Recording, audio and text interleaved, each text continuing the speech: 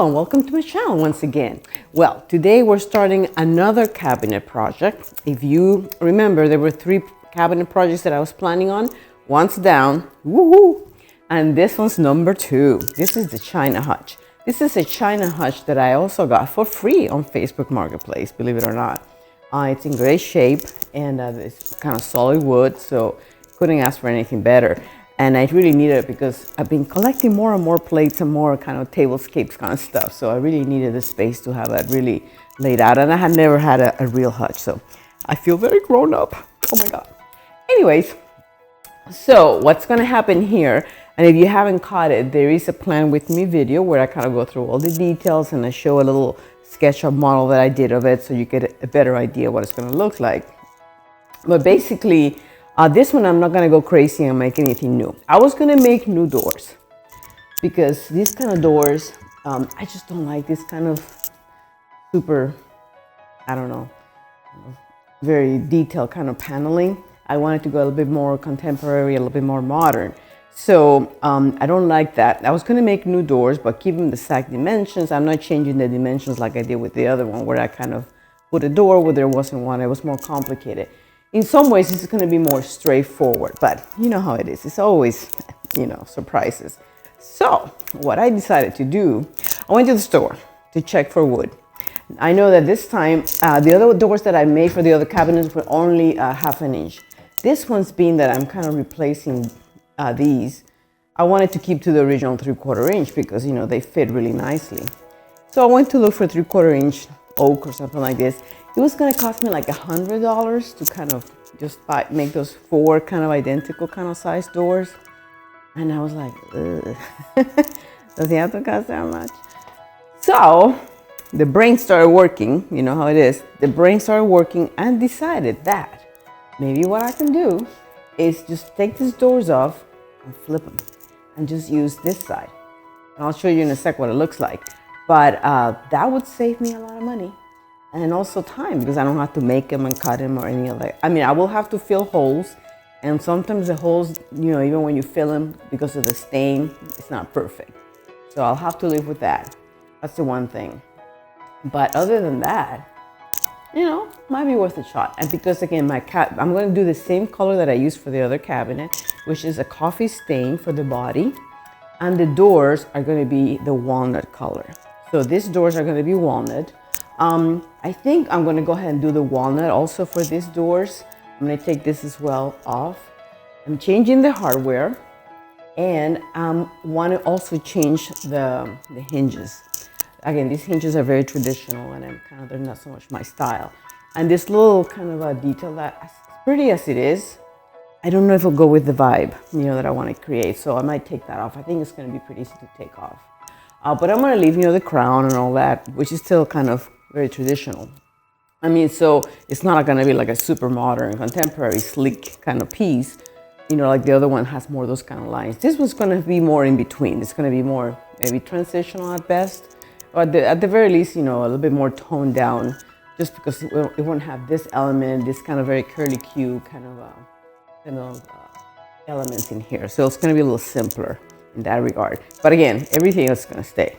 It's just going to be a matter of kind of staining more than anything. Again, do a good sanding first and then the stain.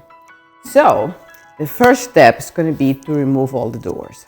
All the doors, especially because they're going to be a different color, I definitely want to take them off and then separately start kind of the process of sanding them and staining them. And then I'll come here to the body and I'll stain that. And this time I'm definitely don't want to do. That's the other thing I want to get rid of this. Every time you open it, going, this rattles. See that? Anyway, I'm definitely not going to change the interior. The color of the walnut, it's going to be just a little bit different than this, but I'm going to save myself all that trouble. I consider maybe doing a fun kind of paper in the back, but I don't know. What I might do is actually frost the glass, so you don't have to see everything. It helps with the visual clutter. So I might put, they have this kind of special kind of paper that you kind of squeegee on, like with water, with a simple solution. And they stay on pretty good. I did it with my IKEA cabinet in my room. It works pretty good. I won't change, the magnetic closures are fine. Like I say, I may regret saying this because you know me and hinges, but the only thing here is going to replace the hinges and then replace the hardware here. I got a kind of more modern looking hardware that if you haven't seen the plan with me, check it out, or I'll show it to you later. But anyway, so that's the plan for today. So let's go ahead and get started with removing, which shouldn't take that long, hopefully. Famous last words, but okay, here we go.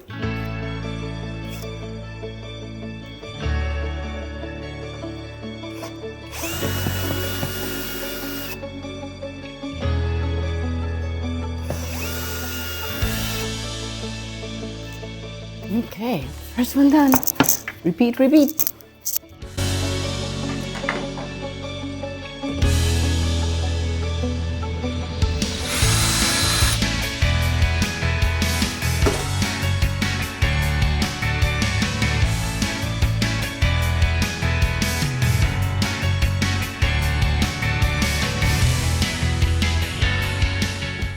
Just to show you the difference, so this is the front of the door. See, it has all that very heavy paneling, and this is the back of the door. Again, for my purposes, I would have loved it to be completely flat, but again, beggars can be choosers. So I'm gonna have to use this because I also want to stencil the pound still on it, like I did with the other cabinet. And check it out if you haven't seen it yet. Now the other thing that I have to kind of contend with is this little kind of jog here, which for the kind of hinges that I'm gonna do, the conceal type, I won't need to do that. At least not there. I'm gonna have to do like a pocket in here. But I'm gonna have to come up with something, because I'm gonna do it so that it's on the side of where the hinge goes, but I might need a little piece of wood or something. Again, this thing was very well constructed, just so that it was not so easy to take that hinge off. It was just perfectly aligned to that, it was perfect fit. But anyway, that's what we're up to. So that might be one of the hardest things to deal with. And like I said, the holes, filling the holes and staining them is sometimes not perfect, because for these I'm not going to use any kind of handles here. It's going to be the same kind of pulls that I use for the other cabinet, and again, I'll show them to you later. But anyway, so let's do the same thing for all the other 3 doors, at least on the bottom, and then the top ones also got to take those off too. So door number 1 done. Okay, so I took all the doors down. I took that grid that was there. It's actually probably the easiest part of the whole process, taking this off. And I gotta come up with something to do with those, because they're kind of fun. But anyway, so the doors are off. This is off. Most of the hardware is off. Now some of the doors are being a little bit of a pain, because whoever put these doors together stripped a lot of the screws. So I was able to take as many as I could, but there's these doors that I kind of fully take all the hinge off. So my husband's gonna help me tomorrow, maybe with a Dremel or something, kind of slice off the heads of the ones that are kind of being stubborn, so like that one's really stripped. That's kind of how this worked. It wasn't me, actually. But anyway, so those are tomorrow. So basically about half the doors are good, half the doors still have issues. So tomorrow we'll tackle that and then go on with the staining and all that. But they're looking good. I took all the little curly cues. Like this one I cannot take until I take the hinge off, but you can see in that one I was able to take it off. So yeah, look at all the hardware I took off. I'll probably save it, because we have to save everything, and hopefully someday I'll use it. But well, except for these are my bits. But anyway, it's a lot of hardware. If anybody wants it, let me know. Okay, we're starting the process here. The first thing is to do all the prep so I can get my stain. And I'm not gonna move it out of here because this is a heavy piece. So basically, I've taped it up against the wall, just like you would do when you're painting a cabinet. And as you can see here, I decided I'm not gonna paint the interior. I'm only gonna take it to that line. So I kind of just determined, the doors are here. This sort of made sense to align with that. It'll be like a line. But it's kind of nice to have that, because now I don't have to sand the entire thing. I'm only going to sand up to that, and I'm going to head and sand the crown molding. The bottom cabinet is the same thing. I'm only going to stain up to that line, And on the interior here, I'm gonna do this little part here as well. And of course the sides will be done kind of fully. So now is the messy part to do is sanding. So I think I'm gonna try to cover this up so I don't have to empty the cabinet. I'm gonna try to put some plastic here so it takes care of that. So let's do that. Okay, so I put some paper and plastic to kind of cover the inside so it doesn't make too much of a mess when I sand this thing, because I will use my power sander. So it's time for that now. Let's start the sanding now. I'm gonna start with I'm gonna do a 120, which is kind of the middle of the road. I hope that's all I need really.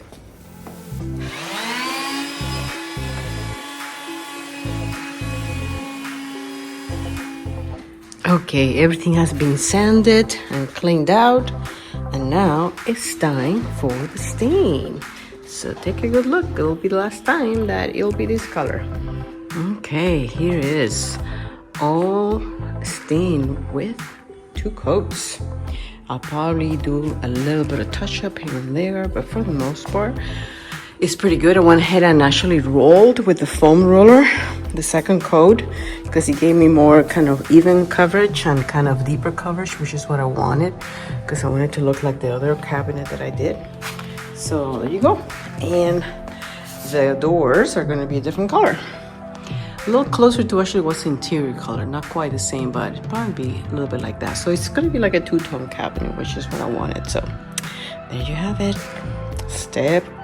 Next step coming up. Okay, now that the body of the cabinet has been stained 2 coats and I'm pretty happy with it, it's time to move on to the doors. So first step here, I have them all laid out. First step is do my sanding, and then I'm going to stain them in the walnut stain. And then on the bottom, and then we'll have to wait for that to completely, dry. Flip them to the other side. And then I can get into the stenciling of the lower doors. The upper doors are just going to have the stain. They have glass in the middle. I'll probably do a frosted treatment. I'm going to get some frosted paper that you can put in the middle for that. So let's get started. Okay, everything's sanded on both sides now. Now the next thing to tackle is this little divots here. I'm changing the hinges, so I'm not going to use the ones that used to be here anymore, which means that I'm going to have to figure out a way of kind of covering this up. Again, the hinge is still going to be on this side, but it's going to be a European hinge, so it's going to be different. It's going to be on the inside, and it doesn't need this kind of divot here to fit the hinge. So I'm thinking popsicle sticks, glue, and some wood putty. That's kind of the thought, so let's see how that works. Okay, so here's the idea. I think I can cut this maybe into the right shape, and I think if I put 2 of them, I might be able to get the right depth. Yeah, I think so. And then I can just wood putty around it, and then I can also of course I'll stain it out. The issue of course is going to be that this kind of wood's not going to stain the same color as the other one. It's a little bit bigger also width-wise. But again, it's going to be towards where the hinge goes.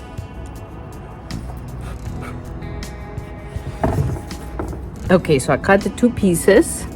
Now I'm going to glue them with some wood glue. I have to also cut them on this side as well.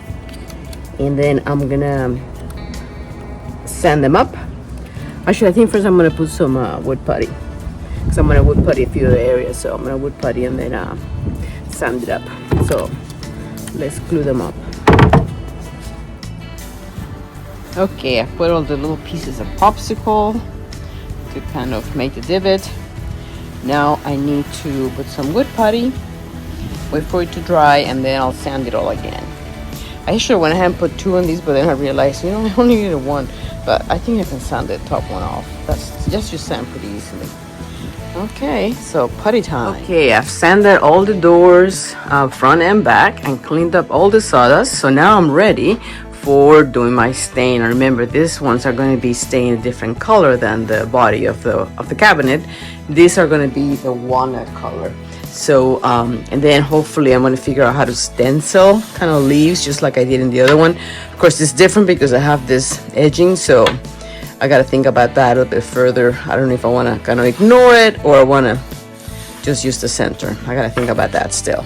So let's get going with that. Okay, first coat of stain is on, at least on the bottom doors. I haven't gotten to the top doors, which are over there yet.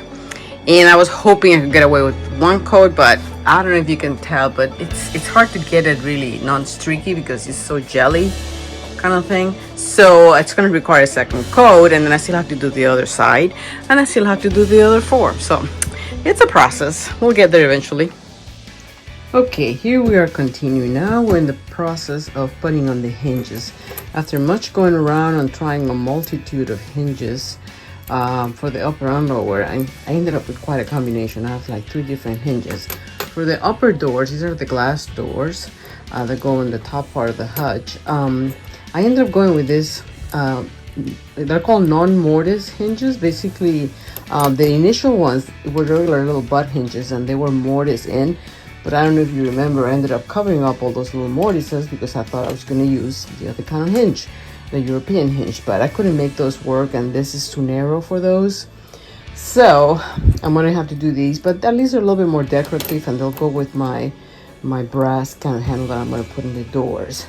So never done this before, so my understanding from what on the YouTube that I saw, this is where you do them. You attach the smaller part with the spine going to the front, because this is one where, again, the spine is decorative, so you want it to be seen. And then this is the part that's going to go into the door. So that will be the interesting part. We'll see how that goes. But anyway, for now, this part is not too bad. Now, the initial one had 3 hinges because it's a long door. I'm going to see if I can get away with just 2. I'm putting them at 3 inches, but if not, then I'll have to go buy another set for each of the doors. But anyway, let's see how that goes. Okay, now working with the upper doors, I've cleaned them as best as I could. I mean the glass, because it had still a little bit of paint on them and a lot of sawdust. And now I'm prepping them to do my frosting. I want to do the frosting with the same stencil that I used for my other cabinet. I'll show it to you in a sec. But as you can see, basically, I had this kind of white blue tape, and I'm using it as a fence. Hopefully that will work, you know, so that I don't get overspray. And I wanted to have a design that kind of flows from one to the other door, right? So it looks cohesive, not like boom, boom, boom, boom, but that actually looks like it's meant to continue, which is the same thing again. I did it with the other cabinet. Anyway, so I'll probably take one door at a time because I don't want to get overspray either on my plants or on the other ones. But and they're in the order which they go on the cabinet. So I'll get started, but then when I do the second one, I'll bring it over so I remember kind of what the continuity should be. So again, never done this before. Let's try it out. Okay, these are the stencils that I'm going to use. I used them before in another cabinet.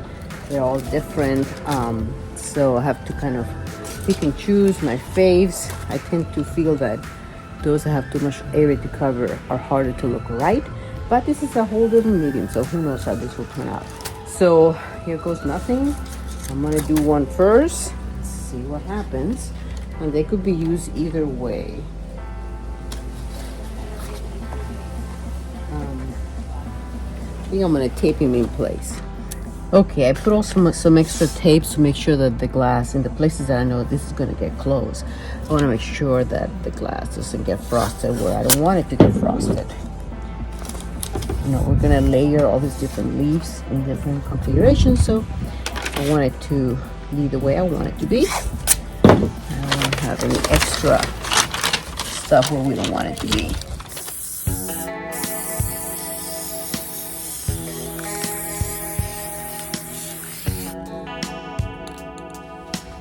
Okay, it's pretty subtle, but I think once it's ending, there's more. And I did have overspray, so I was gonna have to be really careful with that. Anyway, so I'm gonna keep going and try to protect it better next time. Eventually, I do want it to be pretty frosted, so it might not be too tragic there. I got some overspray. Well, we'll see.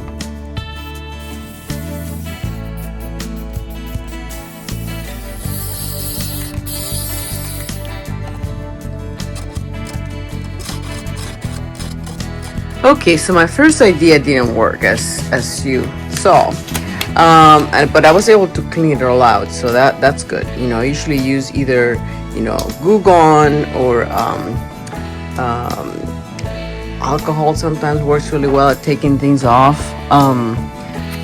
Anyway, it's a combination of those three. I was able to get most of it off. I mean, I still seeing some little things here and there that I'll have to make sure I get.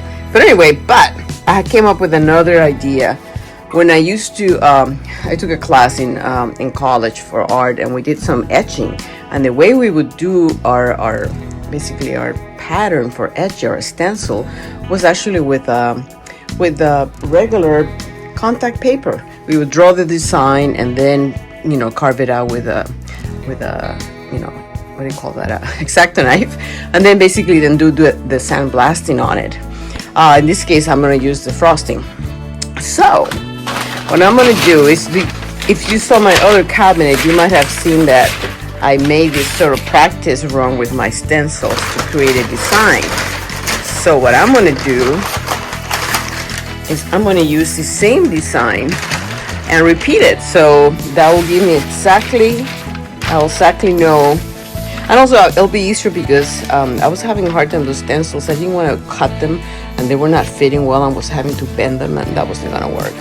Now this is a little taller than the cabinet was, as you can see, so there's some on top, so I'll probably add more, but at least it gives me kind of a starting point. I'm going to cut this thing to size now, each one, because I want to definitely create that continuation of the pattern and see where it takes me. And then, like I say, I'll probably improvise from there. But for now, that's a good start. And I think if I do all the frosting at once, it should be much better than to try to do it one at a time like I was doing. Okay, here we go. Okay, so now I'm going to do the contact paper.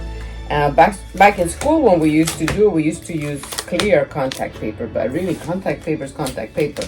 It doesn't really matter. So I'm just going to use some scraps here that I had, because they've been just sitting on my closet doing nothing. So this is a good time to take advantage of scraps of any kind of contact paper you have. It's the one that doesn't have a big pattern, so it doesn't get too confusing for me to see a pattern over a pattern. Okay, so first let's cut it to size.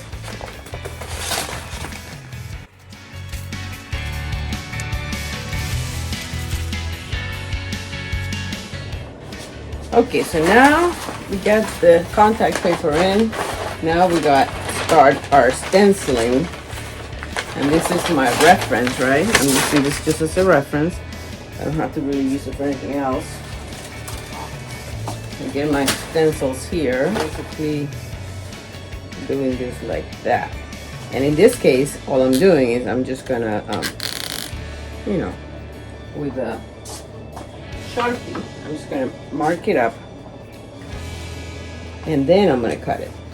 So here I can kind of fudge it a bit more because I can move it around. Okay, so it's drawn. The nice thing is that I don't have to wait for anything to dry. This is just thrown on, and then I'm going to cut it up. Okay, so next I'm going to do this guy over here. And remember, overlapping is kind of part of what I like to see. And again, nothing to say that I cannot change my mind. And there's nothing to say that I have to be so rigid about it.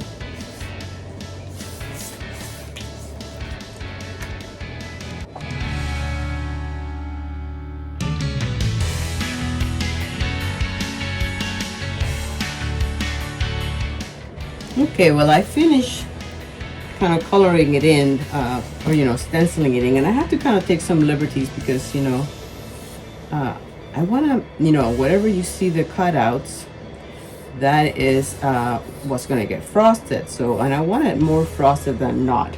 So I'm even adding some kind of freehand little pieces here and there, just to make sure it has enough coverage. Once you kind of use the stencil, you kind of get the gist of kind of what it's supposed to be. Okay, so now comes the tricky part.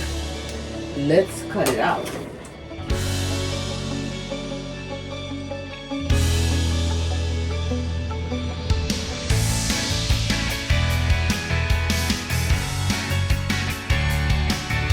Okay, I finished taking all the contact paper, weeding it out from my design.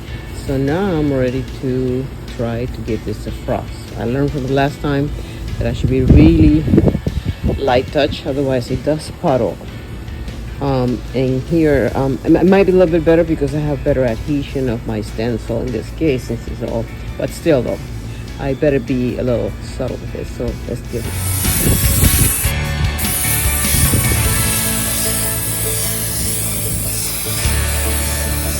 Okay, it's time for the great reveal. I think it's gonna look like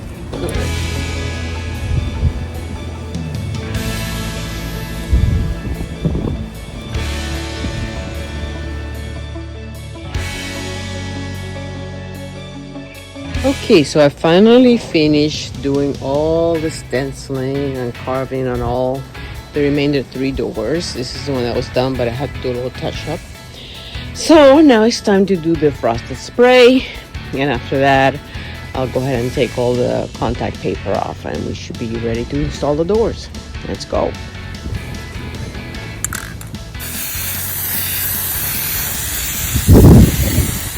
Okay, the doors have been installed on the bottom.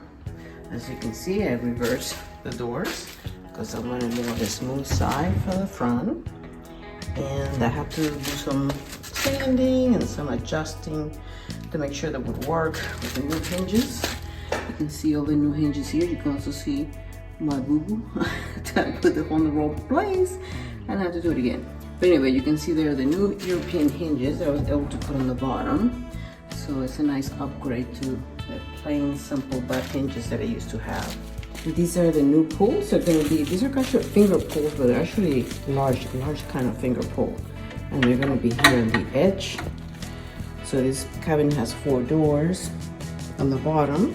So these ones are gonna be here on this edge. And then the middle ones are gonna have 2 on each side. So the middle opens together like that. So let's give it a go. Okay, I'm ready to install the doors, which is always nerve-wracking. And my husband helped me kind of figure out the location of this first 2 hinges here. But I think what I'm gonna do, when I put everything back, as you can see, I couldn't live with it out. I'm gonna try and make a template.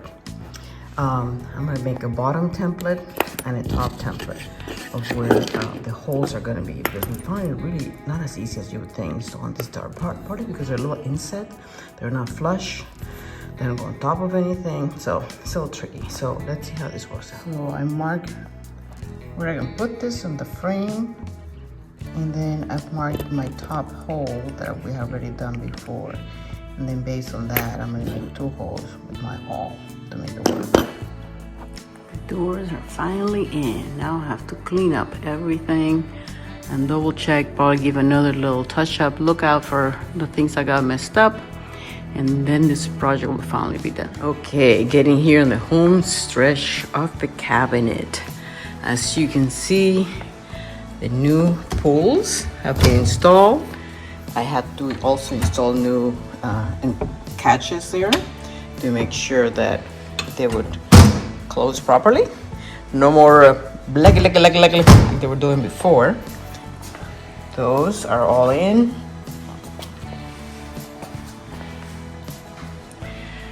So it took a while, but I did it. And all the hinges are new. Those kind of hinges here are on the bottom.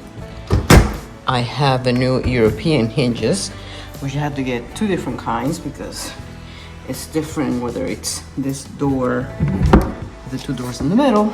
Anyway, so it's all to do a lot of learning about hinges. But I did have one little problem that I did not anticipate.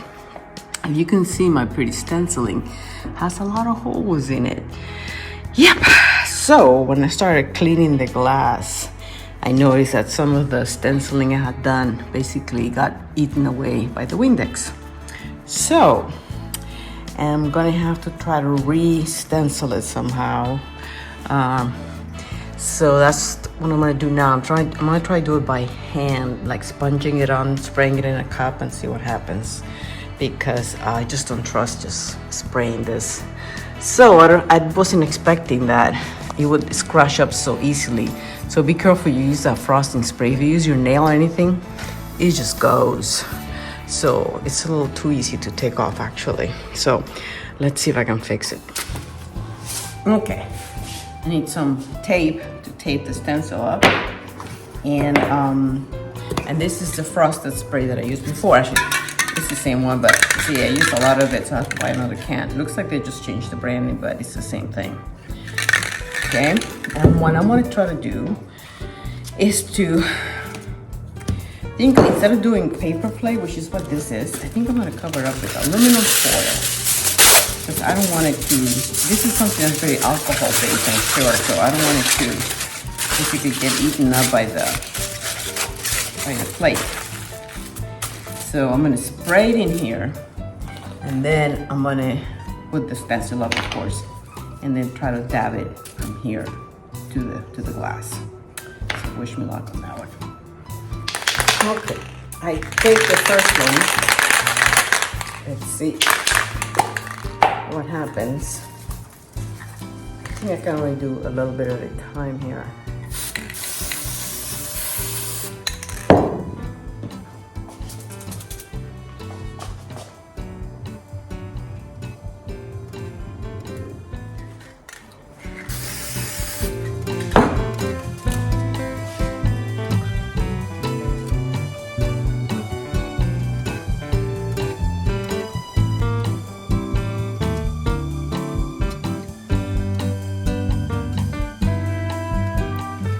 Well, there you go. I hope you enjoyed this makeover for this China Hutch cabinet.